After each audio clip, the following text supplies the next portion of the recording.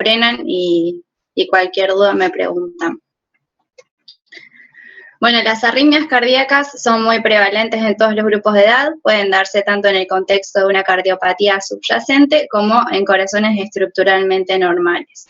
Aunque las formas de presentación clínica de las arritmias son muy diversas, las células comparten propiedades electrofisiológicas comunes. Tenemos 3 causas principales que van a desencadenar los distintos tipos de arritmias, y ellos son, esperen que voy a sacar esto, alteraciones del automatismo, que pueden ser por automatismo normal alterado o por directamente automatismo anormal. La otra es la actividad desencadenada, que puede ser postpotenciales tardíos o postpotenciales precoces. Y por último, por medio de la reentrada, que puede ser una reentrada anatómica o una reentrada funcional. Dentro de los trastornos de la formación del impulso, hablamos recién del automatismo.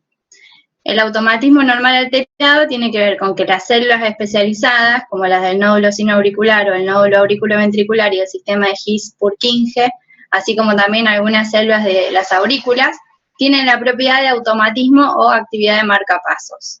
¿Qué quiere decir esto? Que pueden directamente excitarse por sí solas, ¿no? Sin ningún otro estímulo. Y la supresión o la potenciación de esta actividad puede derivar en arritmias. La frecuencia de descarga está determinada por la interacción entre 3 factores, que son el potencial diastólico máximo, el potencial umbral al que se inicia el potencial de acción y la rapidez o la pendiente de la despolarización en la última fase del potencial de acción, que corresponde con la fase 4. Entonces tenemos distintos mecanismos que van a generar el aumento del automatismo normal. Acá tenemos en la primera figura lo que es un automatismo normal, donde tenemos el potencial diastólico de membrana, el umbral y al valor al que llega. En la imagen número 2 tenemos un aumento del umbral de voltaje. En el caso número 3, que es la figura número C, tenemos una disminución del potencial diastólico de membrana. Y en el caso de la figura número D o 4, tenemos el aumento de la pendiente a nivel de la despolarización o de la fase 4. La actividad parasimpática lo que hace es reducir la frecuencia de descarga de las células marcapasos al liberar acetilcolina y a su vez hiperpolarizar las células mediante un aumento de la conductancia de los canales de potasio. En las taquicardias debidas a un aumento del automatismo normal es esperable una reducción transitoria de la frecuencia en respuesta a maniobras vagales, con una transitoria aceleración al cesar la maniobra. Esto, por ejemplo, es lo que hacemos cuando hacemos el masaje del seno carotídeo, o la estimulación del reflejo nauseoso, o cuando le decimos a las personas que generen lo que es la maniobra de Valsalva. La característica distintiva del automatismo normal es la supresión por sobreestimulación. ¿Qué quiere decir esto? Que una vez finalizada la sobreestimulación se produce un retorno gradual a la frecuencia de descarga intrínseca, que se denomina el periodo de calentamiento. El grado de supresión y el tiempo de recuperación son proporcionales a la frecuencia y a la duración de la sobreestimulación aplicada. Este mecanismo desempeña un papel importante al inhibir de forma continua la actividad de las células del marcapasos subsidiarios, cuáles son las otras células que responden cuando el marcapasos principal no está funcionando. Esto, por ejemplo, es lo que ocurre en aquellos pacientes que tienen marcapasos externos, y este es el mismo mecanismo, que es un mecanismo en realidad natural de las células cardíacas, por el cual inhibe el ritmo intrínseco del paciente en este caso. ¿Qué quiere decir el automatismo anormal? La frecuencia intrínseca de un foco automático anormal va a depender exclusivamente del potencial de membrana. Cuanto más positivo sea el potencial de membrana, más rápida será la frecuencia automática. El automatismo anormal puede aparecer en casos, sobre todo de alteraciones de medio interno, en casos donde el potasio extracelular está elevado, donde el pH intracelular está bajo y donde hay exceso de catecolaminas. ¿Cuál es la diferencia entre el automatismo normal alterado y el automatismo anormal? Bueno, que el automatismo anormal es menos sensible a la supresión por sobreestimulación, que es lo que vimos recién. Ahora vamos a hablar de la actividad desencadenada, que era el otro efecto, digamos, que tenemos para generar arritmias. La actividad desencadenada, o triggered activity, se define como la iniciación del impulso causado por postpotenciales, quiere decir que son oscilaciones del potencial de membrana que se producen durante o inmediatamente después de un potencial de acción precedente, o sea que la célula todavía está excitada. Cuando alcanzan el potencial umbral se genera un nuevo potencial de acción que genera una nueva respuesta desencadenada y lo que hace es continuar el mecanismo. Se describen dos tipos de postpotenciales, que lo hablamos al principio. Los postpotenciales precoces, que se producen durante la fase 2 y 3 del potencial de acción, y los postpotenciales tardíos, que se producen después de completar la fase de repolarización. Entonces acá tenemos un esquema de lo que sería un potencial de acción normal, y en este caso tenemos con un postpotencial precoz, y en este caso con un postpotencial tardío. La actividad desencadenada por postpotenciales tardíos, a medida que se reduce la duración del ciclo cardíaco, la amplitud y la frecuencia de los postpotenciales tardíos aumenta, por lo que es de prever que la iniciación de arritmias desencadenadas por postpotenciales tardíos ocurra cuando aumenta la frecuencia cardíaca. Con la sobreestimulación, la actividad desencadenada puede enlentecerse hasta que se termina, o por lo contrario, puede causar una aceleración por sobreestimulación, o sea que podemos tener estas dos variantes. La concentración tóxica de los digitálicos, por ejemplo, fue la primera causa objetivada capaz de producir postpotenciales tardíos, como también la producen las catecolaminas, o también producida por la isquemia en el caso de pacientes infartados. La adenosina se ha utilizado como maniobra para establecer el diagnóstico de los postpotenciales tardíos, que los puede abolir los postpotenciales tardíos inducidos por catecolaminas, pero no altera los postpotenciales tardíos cuando son secundarios a la inhibición de la bomba de sodio-potasio.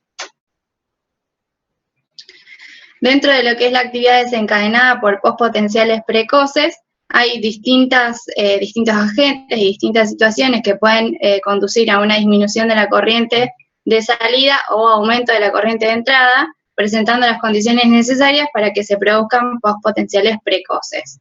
La más conocida de estas es la prolongación del intervalo QT, que lo vemos en una lista larga de fármacos. Acá hay algunos ejemplos que lo que hacen es generar bradicardia o bloqueo B completo, y puede ocurrir por distensión mecánica, por hipopotasemia, hipoxia, acidosis, concentración de potasio extracelular baja, concentración de calcio extracelular baja, de magnesio, fármacos antiarrítmicos de clase 1A como la procainamida, o de 1B como la flecainida, de clase 3 como la amiodarona, el sotalol, y bueno, y después las fenotiacinas, antidepresivos tricíclicos y tetracíclicos, la eritromicina, antihistamínicos, y bueno, el celsio, amiloido vario, que por ahí no son tan comunes. Dentro de lo que son los trastornos de la conducción del impulso, lo más frecuente es que los impulsos se bloqueen a frecuencias rápidas, como resultado de una recuperación incompleta de su periodo refractario.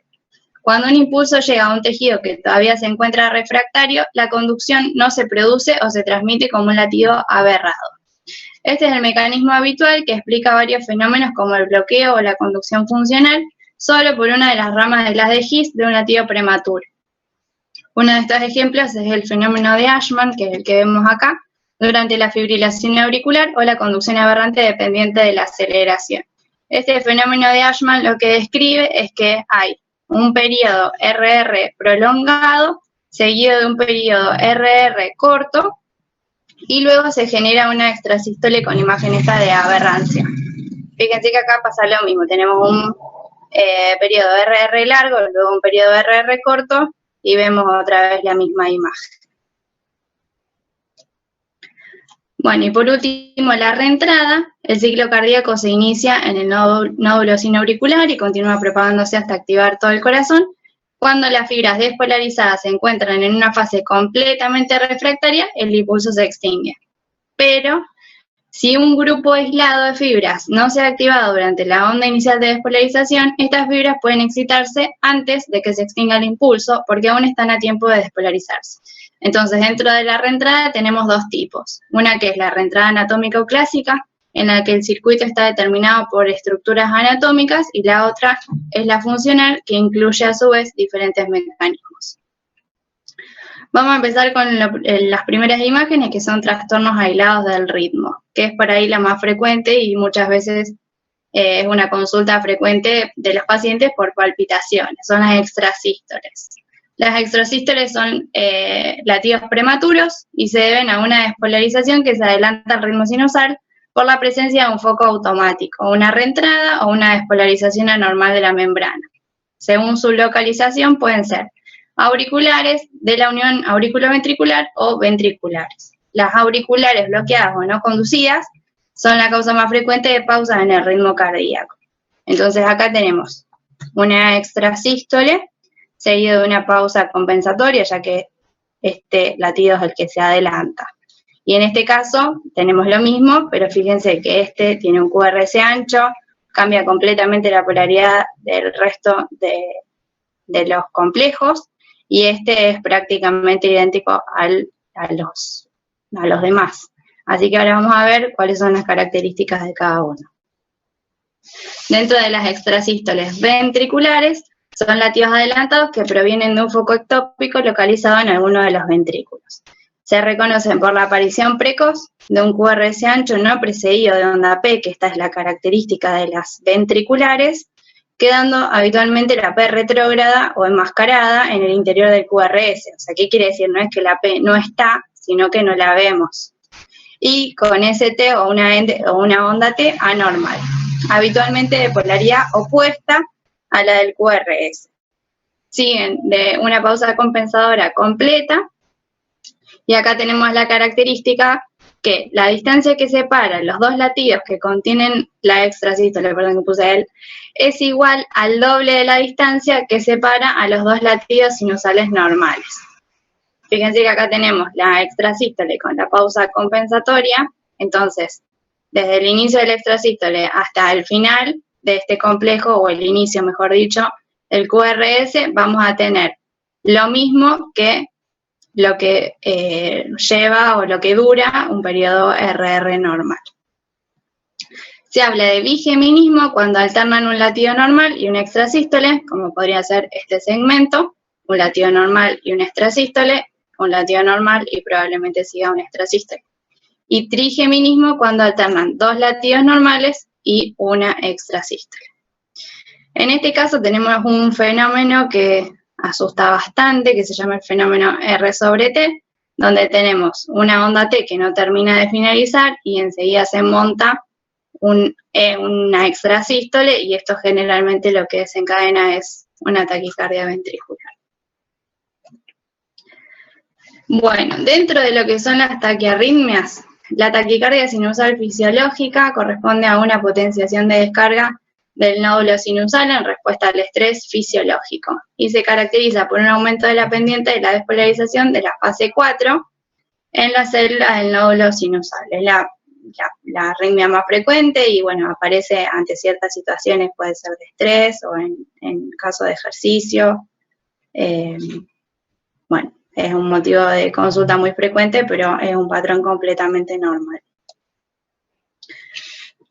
Otra taquiarritmia, que acá ya tenemos por ahí algunas otras cuestiones para analizar, es el flúter o el aleteo auricular.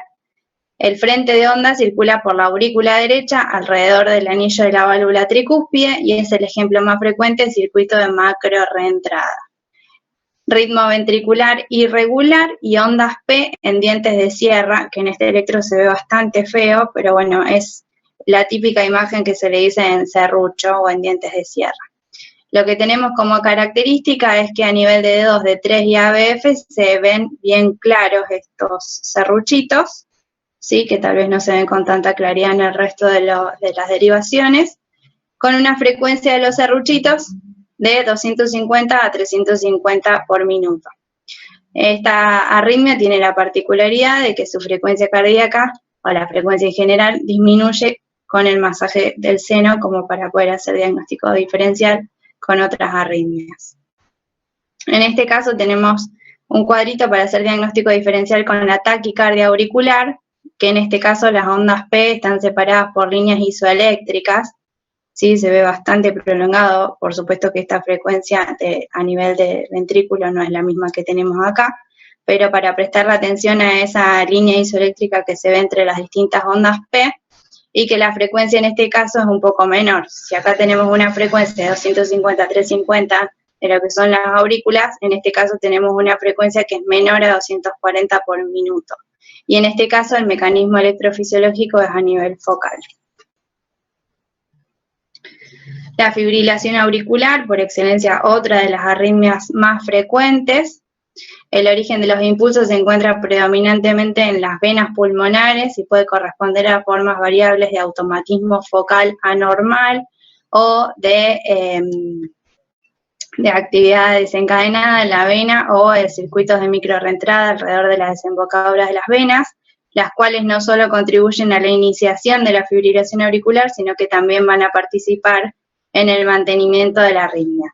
El mantenimiento, a su vez, es consecuencia de la presencia de múltiples pequeñas ondas de reentrada o un circuito rotor madre, así como una actividad de alta frecuencia de las aurículas. El remodelado estructural y eléctrico que genera esta arritmia en particular, con el paso del tiempo, contribuye a producir el sustrato arritmogénico. Más tiempo el paciente continúa con la fibrilación auricular, más probabilidad de que las aurículas se dilaten y eso a su vez alimenta a que se mantenga esta arritmia. Acá podemos ver la característica de la fibrilación auricular. Fíjense que los complejos QRS son irregulares y que no tenemos las ondas que teníamos en el aleteo, sino que acá la actividad es completamente irregular. Y acá por debajo podemos ver también un registro un poquito más largo. La taquicardia auricular focal, acá tenemos, sí, los QRS son bien regulares, pueden deberse a automatismo, actividad desencadenada o mecanismo de reentrada, o sea que puede ser generado por cualquiera de las tres, y pueden diferenciarse según su comportamiento en respuesta a diversas maniobras. Uno puede hacer masaje del seno o pedirle al paciente que haga maniobra de Valsalva, y lo que podemos ver es cómo los complejos del QRS se abren, como decimos vulgarmente, y podemos divisar bien cómo por debajo continúa con esta taquicardia auricular. En este caso, a diferencia de la primera, tenemos una taquicardia auricular multifocal, donde acá tenemos 3 o más focos ectópicos a nivel auricular, por lo que en electro vamos a ver 3 o más ondas P distintas con intervalos PR y RR irregular. Donde acá eso no lo tenemos, es completamente regular. Acá sí lo que tenemos que hacer inicialmente es hacer un diagnóstico diferencial con la TPS, que ahora la vamos a ver también. La taquicardia de reentrada del nódulo auriculoventricular, esta frecuente taquicardia supraventricular paroxística, se produce por el mecanismo de reentrada clásico. Entonces acá lo que tenemos es la presencia de 2 vías en el nódulo auriculoventricular que presentan diferentes propiedades electrofisiológicas para poder hacer posible esta arritmia. Entonces acá tenemos un esquema. En condiciones normales un impulso sinusal se desplazará por ambas vías, ¿sí? Tenemos una vía hacia la izquierda y una vía hacia la derecha.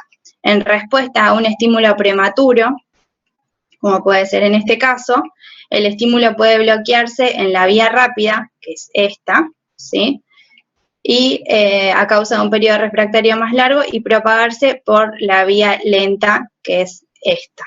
Si la conducción es suficientemente lenta, la vía rápida previamente bloqueada, como pasa en este caso, puede tener tiempo para recuperarse, generando un circuito de reentrada, que se traduce en una taquicardia del nódulo auriculoventricular cuando se perpetúa, como la que podemos ver en este caso. La taquicardia paroxística supraventricular puede ser generada con el mecanismo que vimos recién. Se debe a un mecanismo de reentrada en más del 90% de los casos a nivel del nodo auriculoventricular, por reentrada nodal o por vía accesoria, y suele interrumpirse con maniobras vagales o con adenosina que bloquean el nodo AB temporalmente. Entonces acá tenemos un paciente que venía con una TPS y que responde luego del masaje del seno carotidio con una pausa sinusal y luego comienza una extrasístole supraventricular, quiero creer que arrancó con ritmo sinusal normal. La taquicardia de la unión auriculoventricular se produce de una forma característica desde un foco ectópico de la unión en contexto de un aumento del tono adrenérgico o ante el efecto de algún fármaco en pacientes con disfunción del nódulo sinusal. O sea, estos pacientes ya tienen disfunción del nódulo sinusal a los que previamente se ha practicado una intervención o que presentan toxicidad digitálica. pueden estar relacionadas con un aumento del automatismo normal o anormal o por actividad desencadenada. Entonces acá lo que vemos es una arritmia que es regular, un QRS estrecho, y no tenemos la posibilidad de ver la onda P porque directamente está desencadenada a nivel de la unión. Las formas primarias o congénitas, si se hacen permanentes, conducen a cardiomegalia, insuficiencia cardíaca congestiva, hasta un 60% de los casos. Cuando son secundarias a cirugía cardíaca, sobre todo en congénitas, afectando sobre todo a pacientes lactantes y niños, se caracterizan por ser paroxísticas y transitorias.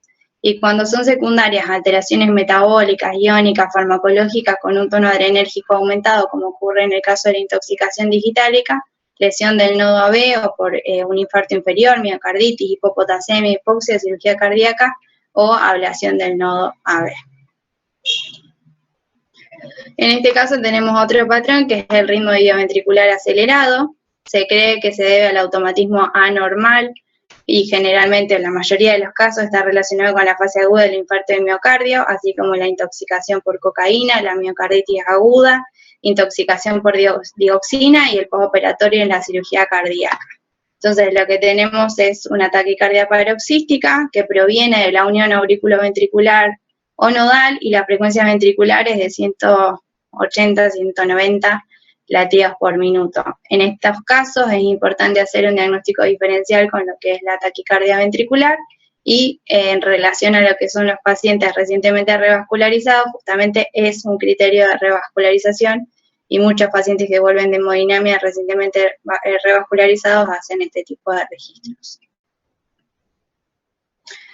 Bueno, y con respecto a la taquicardia ventricular, no sé si hay alguna pregunta, si tienen alguna duda me frenan.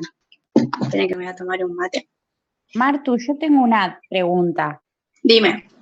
Que en verdad me surgió la duda ahora. Con respecto al flúter auricular. Sí. La diferencia que nosotros, o el diagnóstico diferencial que hacemos con la FA, ¿no es que el flúter es regular? Sí, es regular. Y la FA es irregular. Ah, porque me parece que estaba irregular. O a ver, volver a la fotito. Dale. Espera que va muy lento. Acá. Bien. Sí, en este caso es irregular, pero porque a su vez tiene múltiples extrasístoles. Acá lo que definimos del flúter es por lo que vemos en el registro. Digamos, el flúter acá lo podemos identificar por medio de las ondas F que se le dicen, que son las ondas estas en serrucho. Claro. Esto es un flúter por las ondas en serrucho. Ah, bien.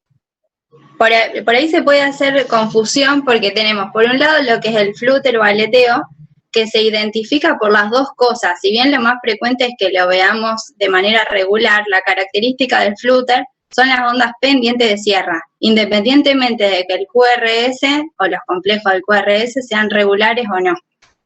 Aparte acá en este caso en particular tiene a su vez extrasístoles ventri, o sea, acá por ahí no es el caso justamente este, pero acá sí lo clasifica como flúter por las ondas en serrucho, más allá de que el QRS no sea regular.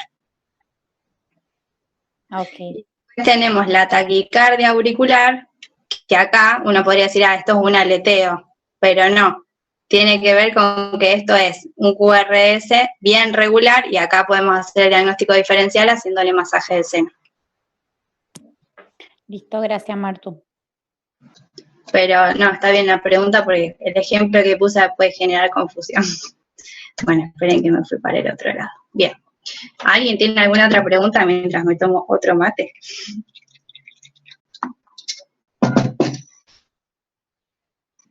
Dale.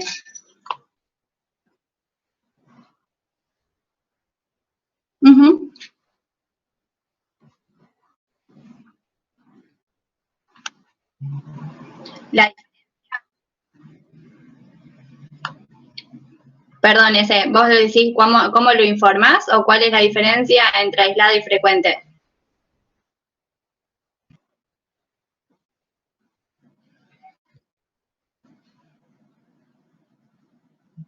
Bien, siempre que vos veas un extrasístole ventri o supra, lo mejor para mí es siempre describirlo, porque muchas veces los electros no los tenemos después.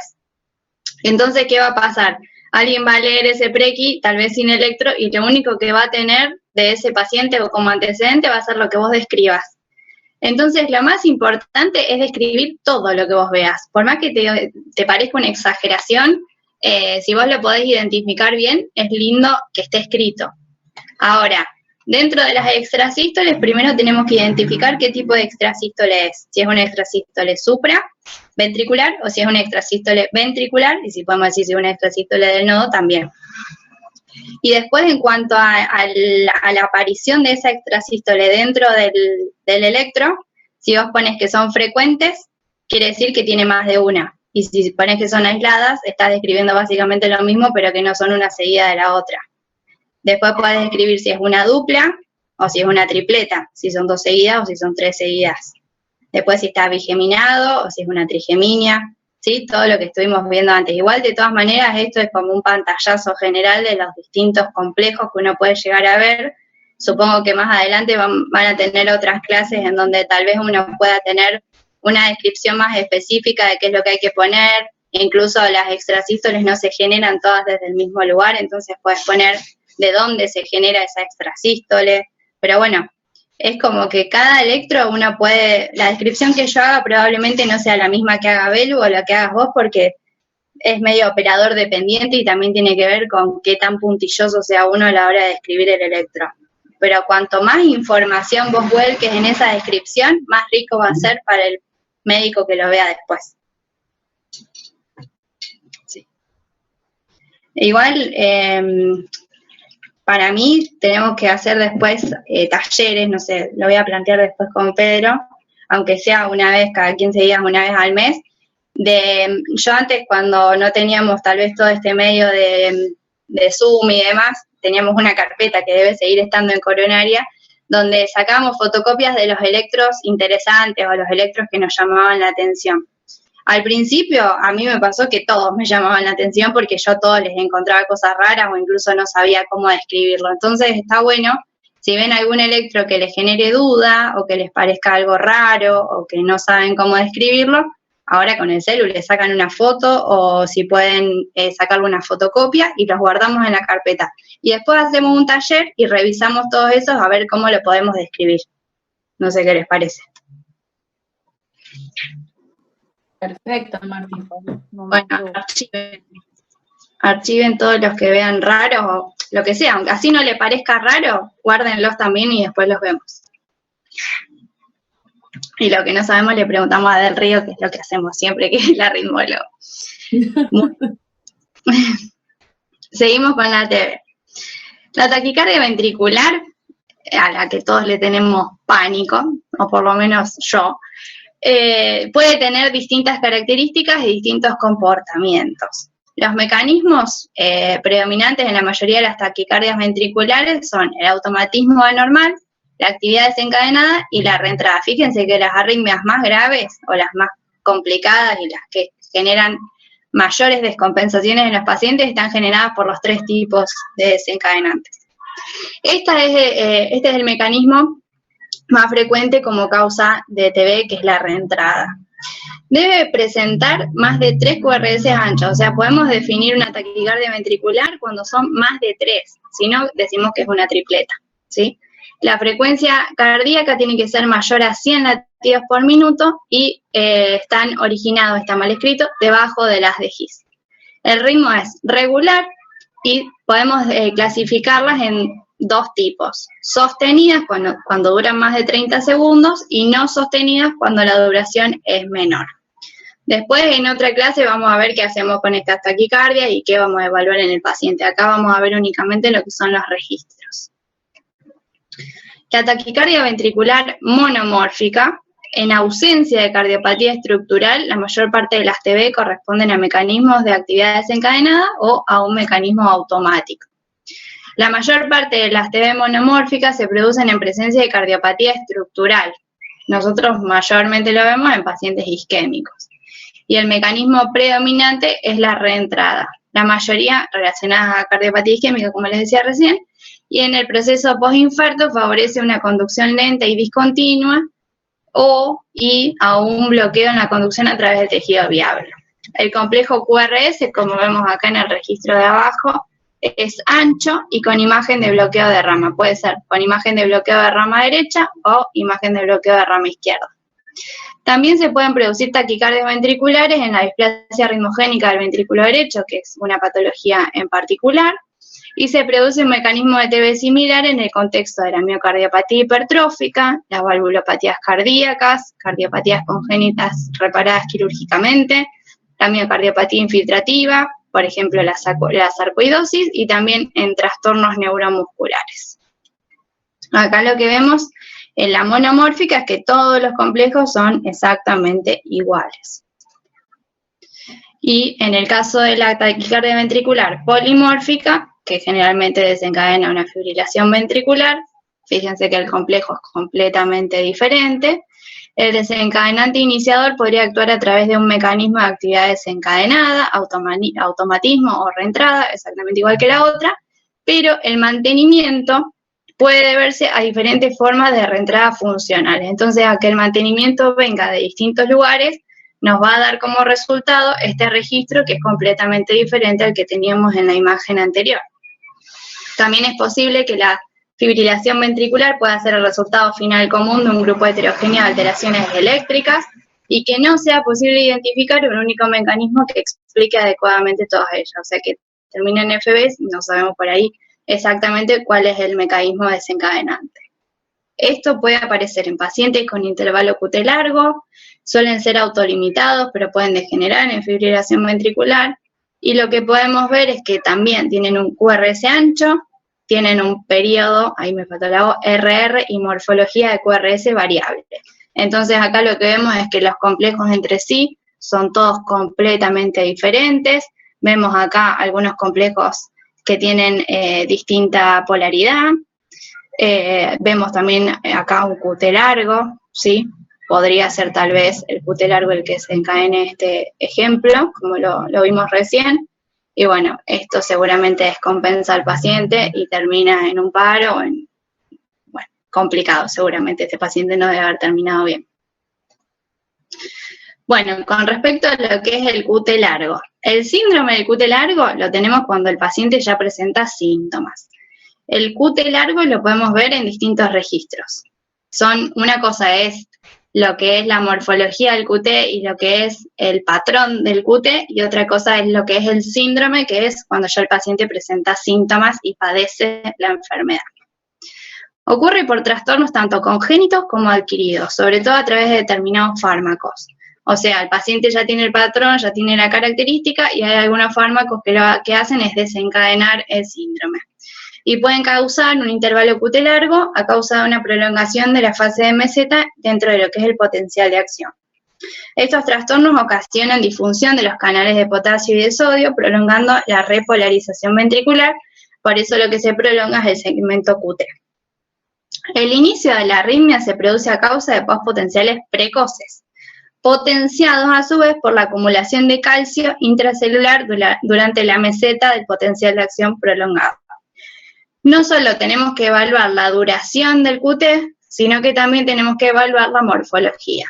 Entonces, para primero poder evaluar o decir que tenemos un electro con un QT largo, tenemos que hacer el QT corregido en primer lugar para ajustarlo a la frecuencia cardíaca. En segundo lugar, una vez que tenemos, de todas maneras, por ejemplo, en este electro no hace falta ni saber la frecuencia para interpretar que el QT está sumamente prolongado y que esto no va a terminar bien. Pero bueno, me tiene que llamar la atención tanto la frecuencia, la duración, perdón, del QT, como la morfología que tiene en este paciente. Dentro de lo que es el síndrome del QT, que podemos conocer en la patología, tenemos distintos tipos. Acá tenemos el tipo 1, el tipo 2 y el tipo 3. Podemos ver cuál es la corriente iónica que está afectada. En los dos primeros están afectados con respecto a la corriente de potasio, y en el tipo 3 con respecto a la corriente de sodio. Entonces tenemos el efecto funcional, fíjense que los de potasio se corresponden hacia abajo y el de sodio hacia arriba, y la frecuencia que tenemos entre cada uno, el más frecuente, o los dos más frecuentes generalmente son los dos primeros y el tercero es el más extraño.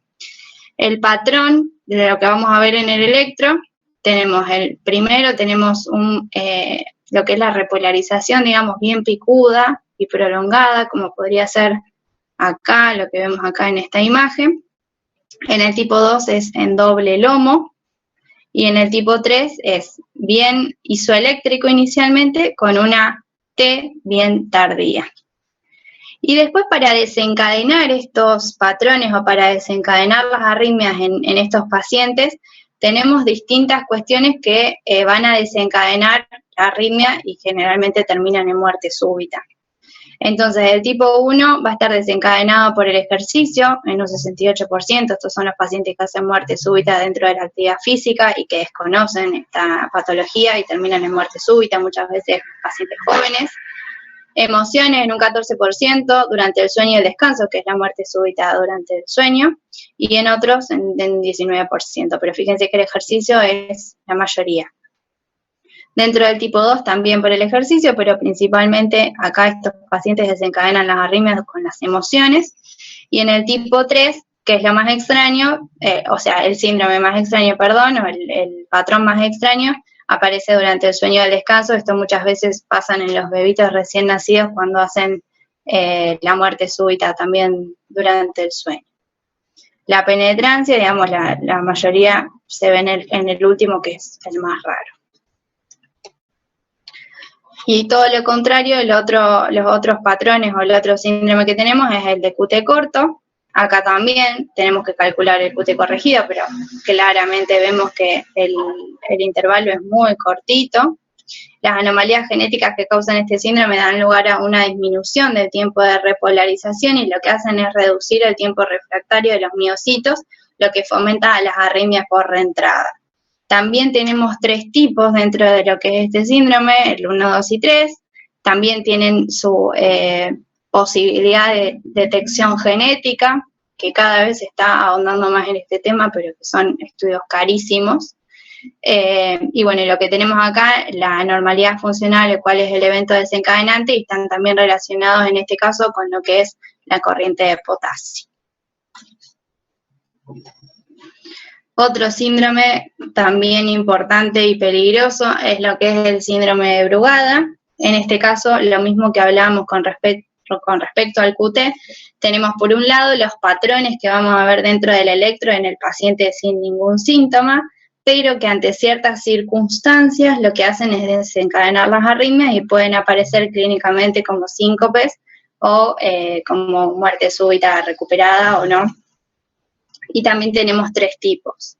El síndrome de Brugada tiene que ver con mutaciones genéticas. Estas mutaciones causan una reducción en la corriente de entrada de sodio en el pericardio y el tracto de salida ventricular derecho, que son la causa del síndrome, y como consecuencia de la alteración iónica, la corriente de salida de potasio no tiene oposición en algunas localizaciones epicárdicas, dando origen a la dispersión epicárdica de la repolarización, creando una ventana de vulnerabilidad durante la cual un impulso prematuro puede desarrollar una arritmia de reentrada. Hay una lista de fármacos que pueden desencadenar las arritmias, como también puede ser desencadenado por fiebre o por alguna situación de estrés.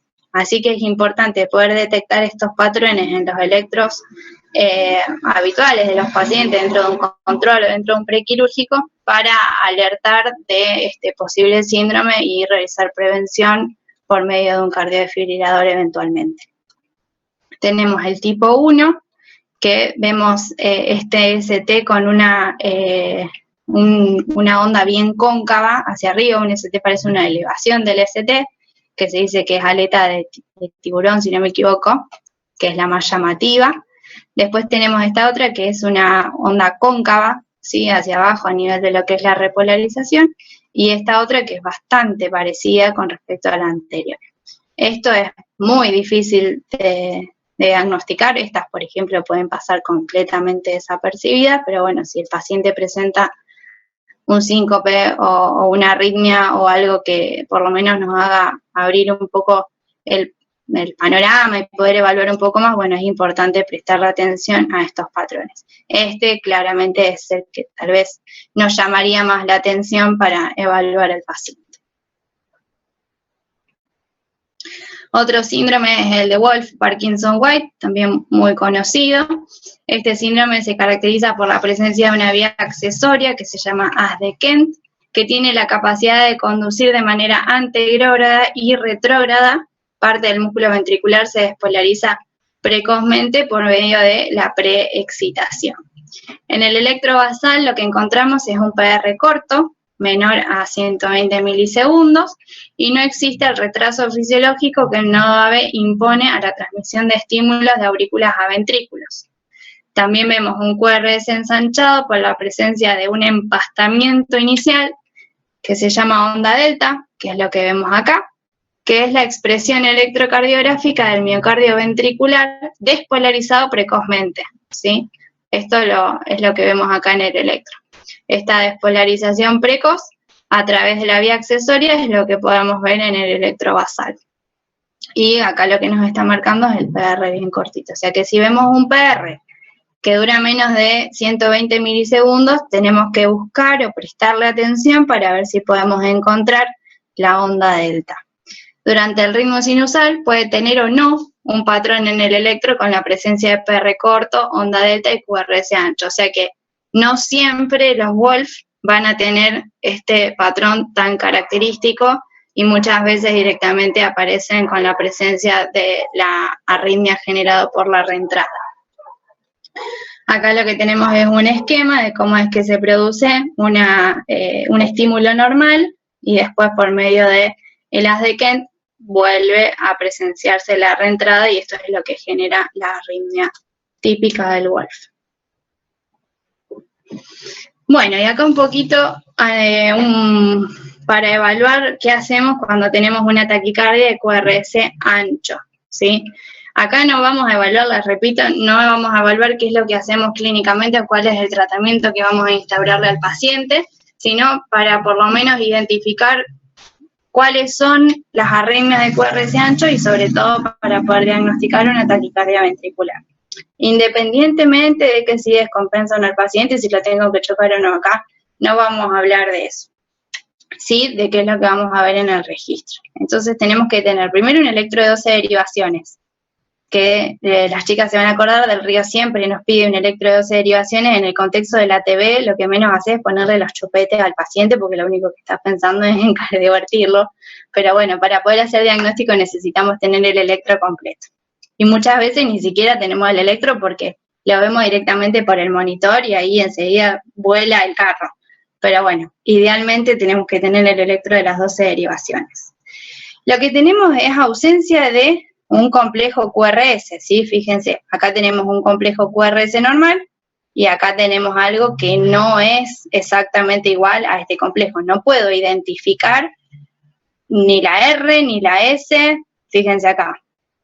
Claramente este complejo no es igual a este que viene una onda P hermosa, un QRS y una T, ¿sí?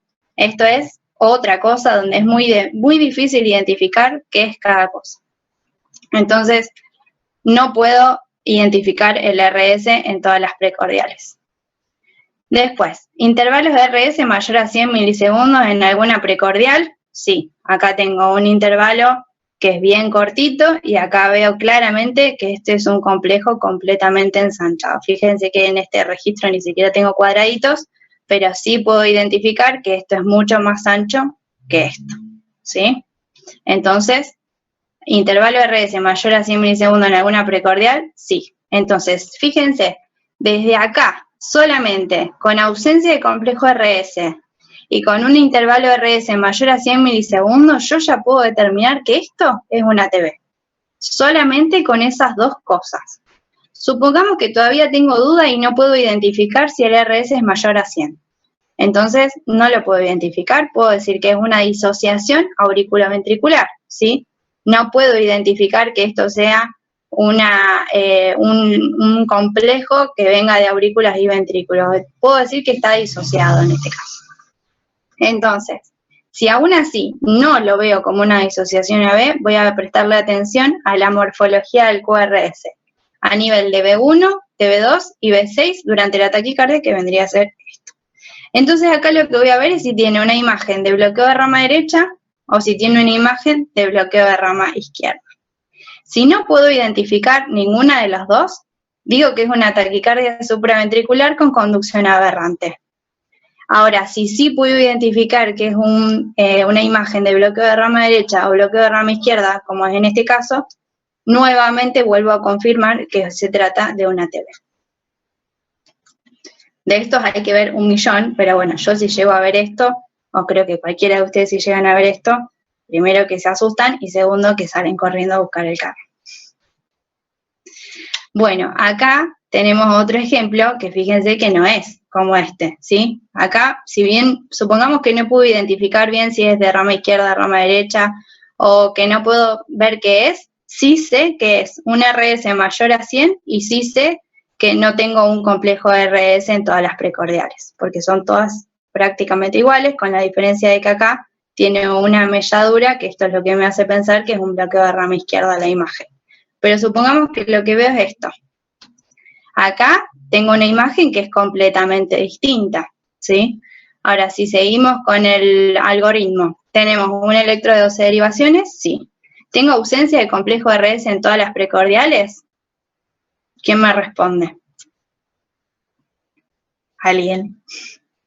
¿Veo RS acá? ¿En las precordiales? ¿Puedo identificar una R y una S? No. No, no puedo, perfecto. ¿El intervalo RS es mayor a 100 milisegundos en alguna precordial? Sí. Sí. Bien, pero vamos a seguir una más. ¿Tengo morfología de QRS en B1, B2 y B6 durante la taquicardia con imagen de bloqueo de rama derecha o bloqueo de rama izquierda?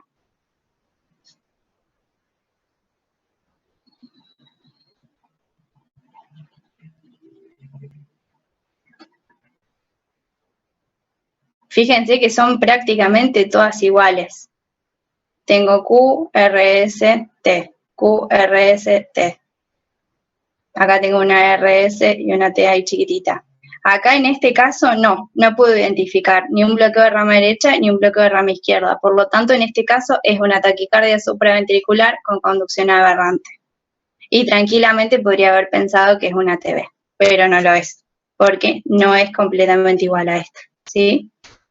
De todas maneras, clínicamente, ¿yo qué voy a pensar o qué le voy a prestar atención? Primero, si el paciente está compensado o no, ¿sí? Este paciente probablemente sí esté compensado y este paciente probablemente no esté compensado, ¿sí? Y lo otro que puedo hacer es hacerle masaje de seno. Si el paciente está compensado, me da tiempo y ver si puedo llegar a abrir un poquito el complejo para sacarme un poquito la duda. Y en este paciente, que va a estar descompensado seguramente porque es una alta frecuencia, no le voy a hacer masaje del seno, probablemente vaya a buscar el carro para chocarlo, ¿sí? Pero cuando el paciente está compensado y está perfectamente respondiéndome todo el interrogatorio y yo en el electro veo esto, tengo que sacarme la duda de que no sea otra cosa.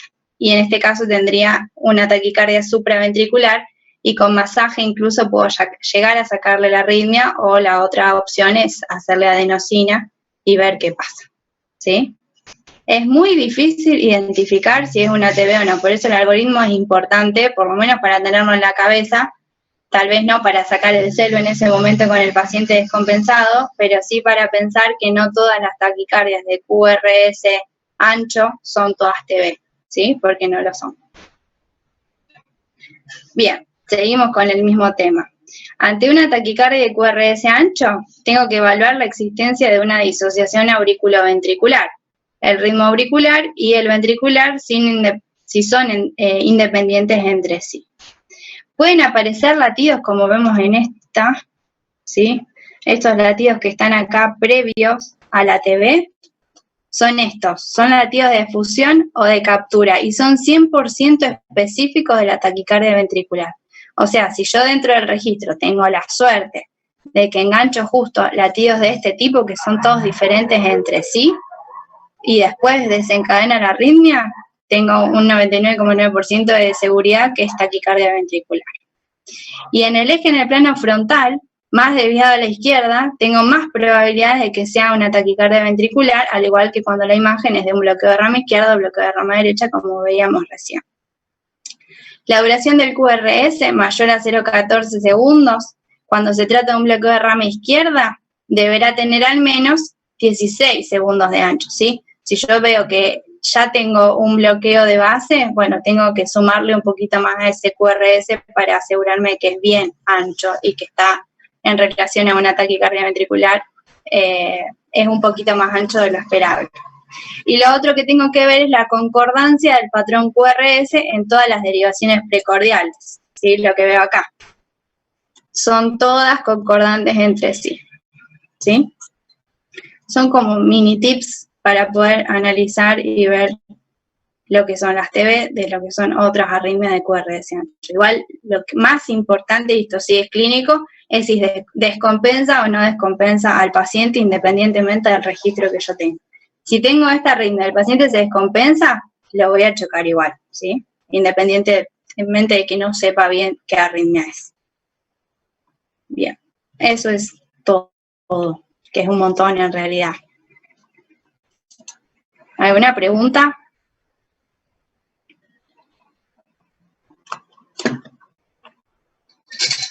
Muchas, ninguna.